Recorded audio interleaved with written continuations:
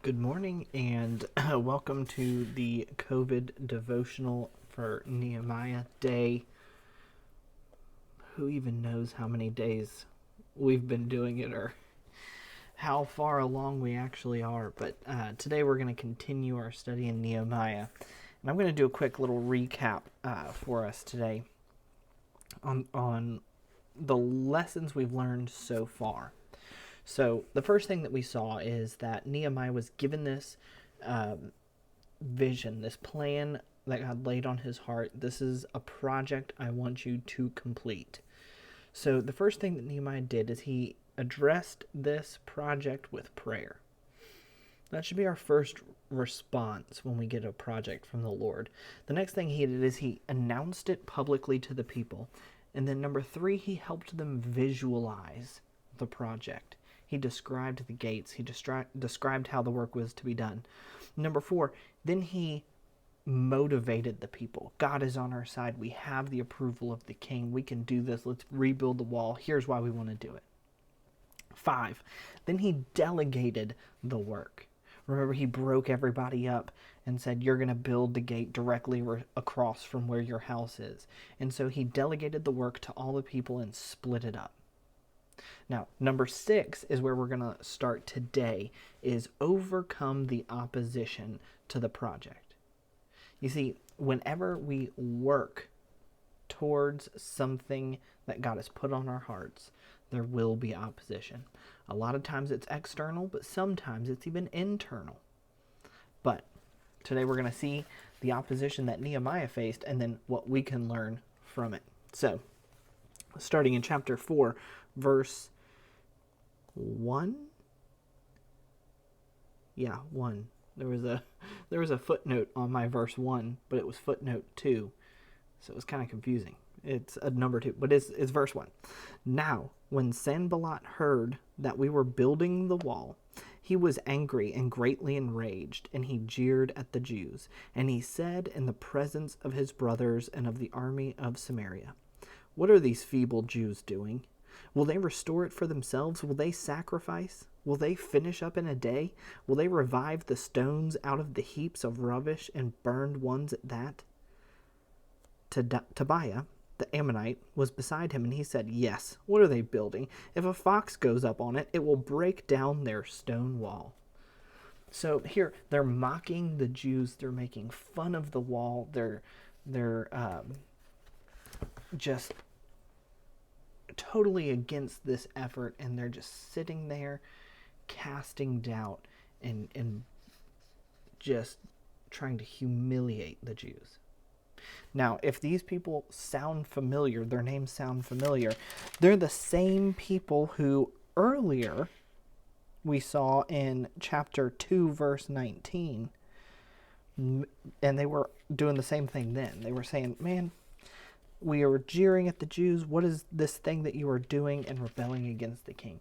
So we have these same naysayers. The first thing I want you to pull out of this passage is that even though there's a lot of noise, a lot of times all that noise comes from very few sources. Those naysayers that make a lot of noise, they're just few and far between. And so if you just turn down the noise on just those few people, most of the people are happy. The next thing that we learn is how do we respond initially to these people? You see, they're making fun of him, they're going against the effort, but we know that the effort is from the Lord. So how does he respond? In verse 4, he says, "Hear, O our God, for we are despised. Turn back their taunt on their own heads and give them up to be plundered in a land where they are captives. Do not covet their guilt, and let not their sin be blotted out from your sight, for they have provoked you to anger in the presence of the builders." So we built the wall, and all the wall was joined together to half its height, for the people had a mind to work. Brilliant. How does he respond? He responds initially by praying about it and ignoring them. There's no real threat. They're just jeering at them. They're just Let's hope that's not the virus. They're just jeering at them. They're just making fun of them. And it's just the words and their lies. But does he respond? Does he get angry? No. He prays and moves on. Kept his focus on the work at hand. They built the wall. It reminds me of Exodus 14, where the Israelites are coming out of Egypt. And they're stuck right there at the Red Sea. And God's like, wait here. Pharaoh's army is approaching. So we have Pharaoh's army on one side and the Red Sea on the other. And they start to panic because the army's closing in. The Israelites are like, what are we about to do, Moses? We're about to die. They said that a lot. And the response is amazing. Exodus 14:14, he says, the Lord will fight for you. You need only to be still. And I think that's where we find ourselves today. We find ourselves between not a rock and a hard place, but between a sea and an army closing in. And we feel that pressure. We feel death is upon us. We're in the enemy's hands. Why would God lead us out of slavery, sit us in front of an ocean, and then have an army come kill us? Why? Why is God leading me here? The response is, the Lord will fight for you. You need only to be still. The caveat to that is, the Lord had to have led you there in the first place, and you had to obey, even if it didn't make sense.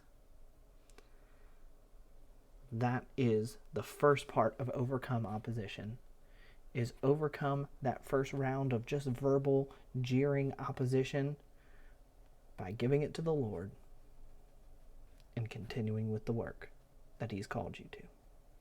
The Lord be with you today.